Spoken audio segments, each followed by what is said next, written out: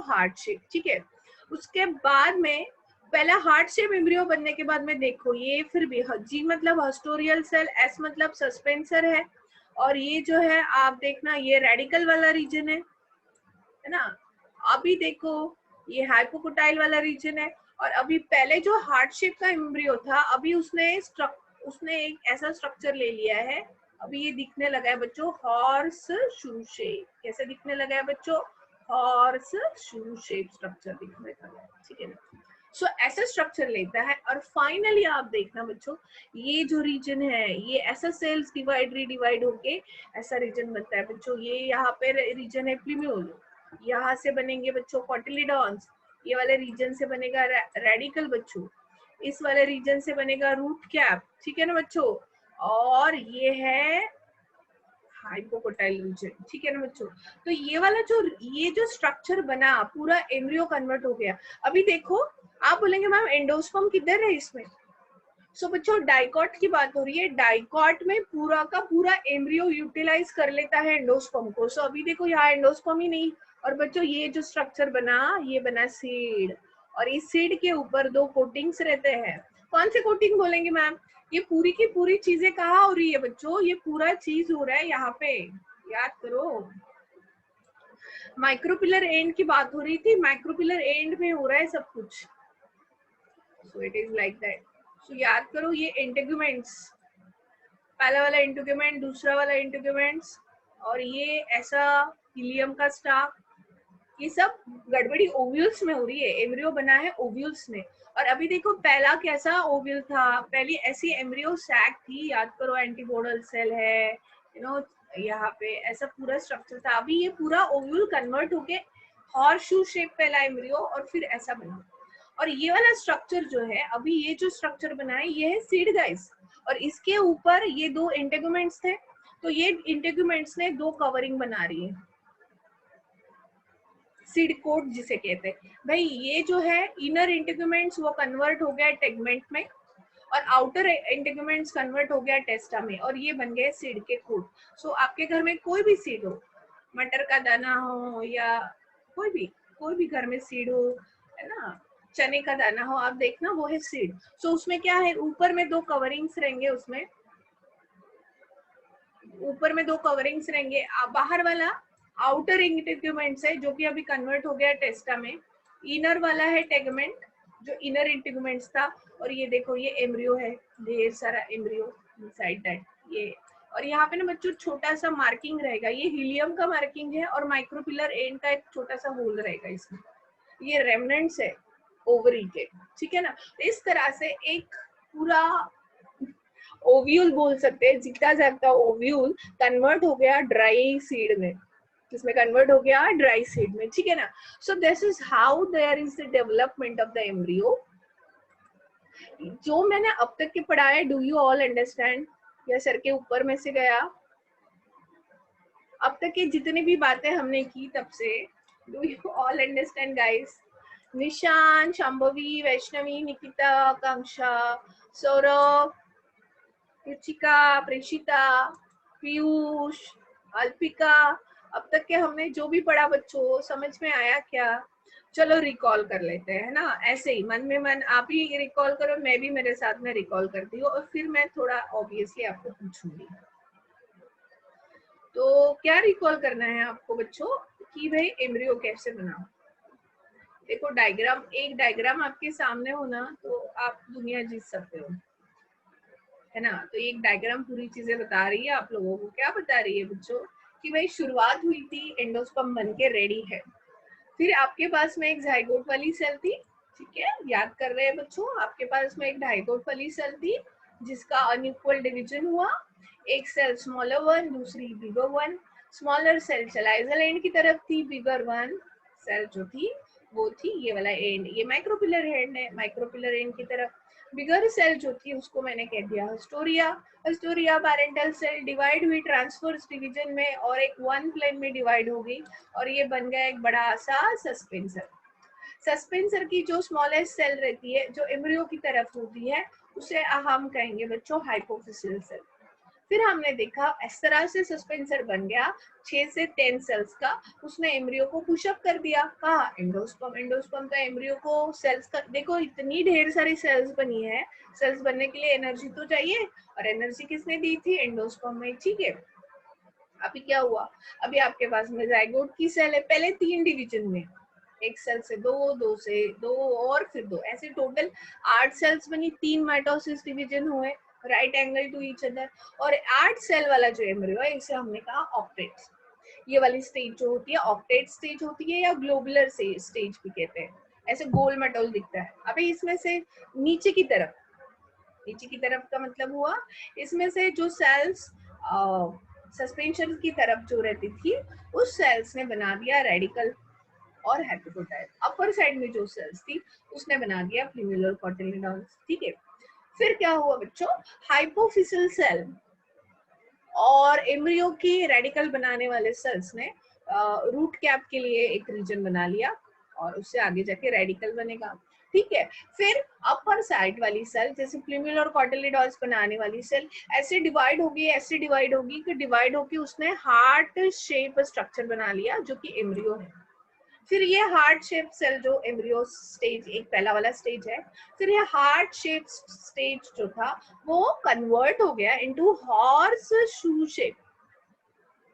ये भी ज्यादा समय के लिए नहीं रहा बच्चों, ये इसने भी खुद को कन्वर्ट कर लिया और एक पक्का वाला एम्ब्रियो बना, मतलब अभी सीडी बन गया गाइस। और इस सीड में ना सेल्स का एक एक ग्रुप है, एक ग्रुप है प्रीम्यूल का, एक ग्रुप कोटिलेडॉन्स बनाएगा, एक ग्रुप जो है वो रेडिकल बनाएगा, एक रूट कैप बनाएगा और एक हाइपोकोटाइल। इस तरह से सीड बन गया। और ओव्यूल में जो 2 इंटीग्यूमेंट्स थे आउटर एंड इनर, उन्होंने खुद को सीड कोट में कन्वर्ट कर लिया, ठीक है। और ये पूरा स्ट्रक्चर जो था बच्चों, याद करो ना, ये पूरी चीज थी कहाँ पे, शुरुआत कहाँ से? अब ये ओविल जो है, ओविल था कहाँ पे? ओविल तो था ओवरी वॉल में, ये तो ओवरी वॉल है। तो आप बोले कि मैम ओवरी वॉल का क्या हुआ?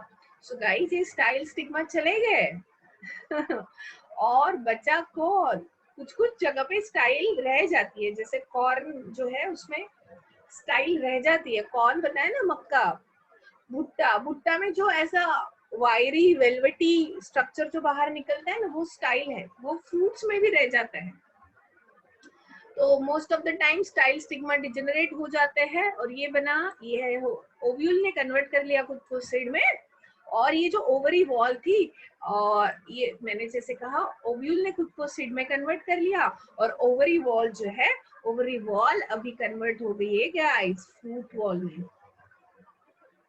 और ये बना मैंगो फ्रूट। ये कौन सा फ्रूट बना है गाइस? Mango fruit, clear. सो फ्रूट वॉल ओवरी वॉल ने कन्वर्ट कर लिया, और सीड जो है ओवल से कन्वर्ट हो गया, और ये बना fruit. Do you all understand up to this guys? ठीक है, आपको क्वेश्चन होगा ना बच्चों, ये डॉटेड लाइन वाला ये एंडोस्पर्म है ना, ये यहाँ पे सेल जो दिख रही है ना, ये एंडोस्पर्म सेल।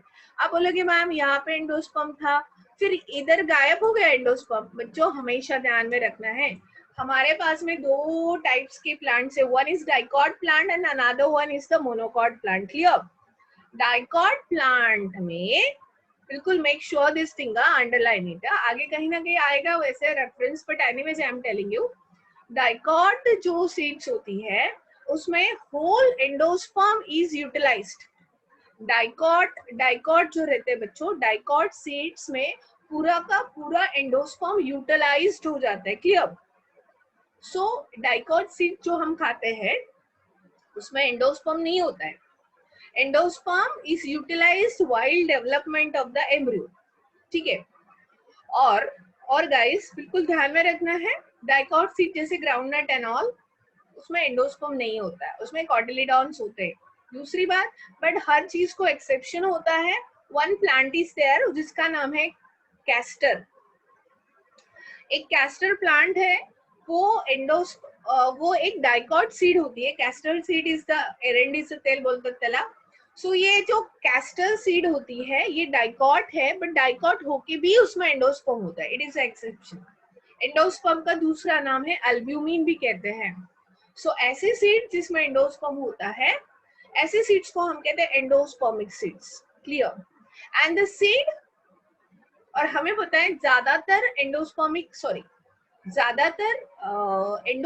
सीड जो होती है वो होती है मोनोकॉट सीड। मतलब मोनोकॉट सीड में एम्ब्रियो की डेवलपमेंट होने के बाद में भी एंडोस्पर्म रह जाता है, जैसे कि गेहूं, जवार, बाजरा। सो हम लोग जब चक्की से पीस के लाते हैं गेहूं को, व्हीट को, सो उसमें ढेर सारा एंडोस्पर्म होता है। सो ध्यान में रखना है कि एंडोस्पर्मिक सीड जो रहती है वो ज्यादातर मोनोकॉट होती है, क्योंकि during the development of embryo endosperm remains, बाहर की तरफ रह जाता है। डाइकॉट वाली सीड नॉन एंडोस्पर्मिक होती है because it eats up all the endosperm, embryo पूरा एंडोस्पर्म खा जाता है। Clear? Exception castor. So these are the two things that we have studied today, guys. Clear? So make a practice of drawing this diagram. इसका diagram बनाने की कोशिश कीजिए बच्चों, it will be useful for you, exam आएगी and it is like a VVIMP question. Next time एक बार इसका रीडिंग लूंगी मैं। सो गाइज आप इसमें देख सकते हैं कॉटिलेडॉन्स, ये रेडिकल, ऐसे कन्वर्शन हो गया। इसे मैं पढ़ा देती हूँ, नेक्स्ट क्लास में विल लर्न दिस थिंग। अभी जैसे ये मोनोकॉट एम्ब्रियो है और ये डाइकॉट एम्ब्रियो है ना। डाइकॉट एम्ब्रियो का एग्जाम्पल है कैप्सुला, और गाइज ये है मोनोकॉट एम्ब्रियो। मोनोकॉट एम्ब्रियो का जो एग्जाम्पल है ये मोनोकॉट एम्ब्रियो। सो मोनोकॉट और डाइकॉट का डिफरेंस मैं नेक्स्ट क्लास में पढ़ा दूंगी। अभी डू वन थिंग बच्चों, पहला ये वाला डायग्राम बना सकते हो तुम लोग, रे डायग्राम ही बनाना है। इसमें से कौन सा डायग्राम, हाँ ये वाला मोनोकॉट सीड वाला डायग्राम बना दीजिए। अच्छा बच्चों एक चीज अभी बता देती हूँ, मोनोकॉट में ये तो हमने पढ़ लिया, अभी ध्यान देना बच्चों, मोनोकॉट में एक ही कोटिलेडॉन्स होता है, ठीक है। और ये जो मोनोकॉट का ये सीड बना, जैसे कि मेज का सीड है, समझ लीजिए मेज, मक्का, मक्का इज मोनोकॉट। सो मक्के के दाने में कैसा होता है बच्चों, मक्के का सीड जो है, ये देखो मैंने कहा ना मक्के की सीड में क्या रह जाता है, एंडोस्पर्म। ये देखो एंडोस्पर्म ऐसा ही है। सो जो एंडोस्पर्म बचा हुआ एंडोस्पर्म रहता है ना बच्चों, ये ढेर सारा एंडोस्पर्म ऐसे रहता है, ठीक है। और मैंने कहा इसमें कोटिलेडॉन्स एक ही रहता है। ये देखो येलो कलर की सब यहाँ पे जो सेल है येलो कलर की, ये सभी कोटिलेडॉन्स है। बट मोनोकॉट में कोटिलेडॉन्स को कोटिलेडॉन्स नहीं कहते हैं, उसे हम कहते हैं स्क्यूटेलम। सो मोनोकॉट सीड में स्क्यूटेलम मतलब, मोनोकॉट सीड में स्क्यूटेलम का मतलब है कोटिलेडॉन्स। वो आगे जाके सीड जब जर्मिनेट होगी, सीड को नरिशमेंट प्रोवाइड करेगा। गाइस ये वाला रीजन जो है ये है प्लूम्यूल। भाई प्लूम्यूल इतना इंपॉर्टेंट है कि जब भी सीड जर्मिनेट होगी उससे पूरा का पूरा बिग प्लांट बनेगा। जो आपके घर पे धनिया की सीड रखी है, क्यूमिन की सीड, जीरा, मस्टर्ड की सीड रखी है, कितनी छोटी सी है, बट आपके घर में 100 सीड्स है तो 100 सीड जर्मिनेट होने की कैपेसिटी एट ए टाइम वो 100 प्लांट्स देंगी। तो सोचो ना बच्चों प्लूम्यूल कितना इंपॉर्टेंट है। सो इसे प्रोटेक्शन चाहिए ना। सो देखो प्लूम्यूल के ऊपर, ये प्लूम्यूल वाला रीजन है, प्लूम्यूल के ऊपर ना बच्चों कुछ सेल्स का ग्रुप होता है जो प्लूम्यूल सेल्स को प्रोटेक्ट करता है, कैप की तरह, बॉडीगार्ड की तरह। इट मेक्स वन कैप, ठीक है ना। बिकॉज प्लूम्यूल इज द, यहाँ पे जो सेल्स होती है वो आगे जाके आफ्टर जर्मिनेशन कन्वर्ट होने वाली है प्लूम्यूल्स में। क्लियर? सो प्लूम्यूल को प्रोटेक्शन करने वाली जो ग्रुप ऑफ सेल्स होती है we call it as coleoptile. So what is coleoptile guys? Coleoptile is the group of a cell which provides a protection to the plumule. It's a kind of a cap, ठीक है, जो monocot seed में होती है। दूसरा बच्चों ये radical है, रेडिकल के ऊपर भी प्रोटेक्शन चाहिए बच्चों, जो कि आगे जाके रूट सिस्टम देने वाला है। तो इसके ऊपर का जो कैप होता है वी कॉल इट एज कोलेराइजा। इसे आप क्या कहोगे? कोलेराइजा, ठीक है। सो प्लूम्यूल का कैप कोलियोप्टाइल, रूट का कैप मतलब रेडिकल का कैप कोलेराइजा, ठीक है ना। और बच्चों ये दोनों, ये ऊपर वाला एंडोस्पर्म है, आपको तो पता है गाइस मोनोकॉट में एंडोस्पर्म रह जाता है, और एंडोस्पर्म और स्क्यूटेलम मतलब एंडोस्पर्म और कोटिलेडॉन्स को डिवाइड करने वाली, ये दिख रहे हो बच्चों यहाँ पे येलो कलर की ये कुछ सेल्स दिख रही है आपको। ये जो सेल्स होती है यहाँ पे इसे हम कहते हैं एल्यूरॉन्स लेयर। ये प्रोटीन से बनी होती है। कौन सी लेयर बच्चों? Aleurone layer. कौन सी लेयर बच्चों? Aleurone layer. और उसके ऊपर आप देखना बच्चों ये है सीड कोट। गाइस, डाइकॉट का फ्रूट क्या है? जैसे मैंगो। सो मैंगो में आप देख सकते हो बच्चों, सीड इज डिफरेंट और fruit wall is different. Fruit wall मतलब सीड जो नीचे में होती है, फ्रूट वॉल पल्प है, ऊपर का कवरिंग है येलो या ऑरेंज कलर का, ये फ्रूट वॉल है। मोनोकॉट में बच्चों फ्रूट वॉल ऐसा कुछ नहीं होता। मोनोकॉट का फ्रूट मतलब एक सिंगल सीड, जैसे गेहूं का दाना। गेहूं के ऊपर आप देखना, ये गेहूं ऐसे कोम में लगता है। सो गेहूं के ऊपर ऐसा थोड़ा सा पेपरी थिंग होता है, हस्क कहते हैं हम उसको, कर्नल भी बोल सकते हैं। और ये गेहूं, गेहूं की एक सीड खुद में ही एक फ्रूट है। सो मोनोकॉट की फ्रूट्स जो रहते हैं वो डाइकॉट की फ्रूट से अलग है। क्लियर? सो हमेशा क्या डिफरेंस है, मोनोकॉट सीड में सीड कोट और फ्रूट वॉल दोनों मिक्स हो जाते हैं, ठीक है, जिसे हम हल कहते हैं। एनीवे, इसको मैं नेक्स्ट टाइम आपको एक्सप्लेन करूंगी। So do you all understand up to this guys? So आप लोगों ने क्या करना है, you guys have to practice for both the diagrams. So मैं कल तो आपकी प्रैक्टिस नहीं करवाऊंगी बिकॉज कल तो आपका पेपर है, बट वेडनेसडे जब भी हमारा अर्ली मॉर्निंग क्लास रहेगा, सो वेडनेसडे आप development of embryo in the monocot, ठीक है ना, समझ लिया हो, और development of embryo in a dicot. मैं इसका थ्योरी पढ़ के आना है बच्चों, आप लोगों को इन दोनों का थ्योरी पढ़ के आना है। थ्योरी मैं इसमें से लेने वाली हूँ, और साथ ही साथ इसके diagram, I am going to focus more on the diagram. और ये मेज सीड का स्ट्रक्चर जो मैंने आज आपको समझाया, उसको एक बार हल्के से रिवाइज करेंगे नेक्स्ट क्लास में। बट इन सब चीजों को बच्चों आपको पढ़ के आना है। Clear out? सबके लिए क्लियर हो गया बच्चों? ठीक है, आज के लिए इतना ही बच्चों। किसी को कोई डाउट है, कुछ पूछना है? ठीक है, कल आपका और सुन, हाँ, और मैंने आप लोगों को बताया था टेस्ट में सिर्फ एंडोस्पर्म डेवलपमेंट तक के ही आएगा आपको, ठीक है। कल की जो टेस्ट है उसमें सिर्फ एंडोस्पर्म डेवलपमेंट तक के ही क्वेश्चंस आएंगे, ठीक है। और एम्ब्रियो डेवलपमेंट कल की थ्योरी टेस्ट में नहीं रहेगा बच्चों। Clear? Raise your thumb if it is clear for you guys.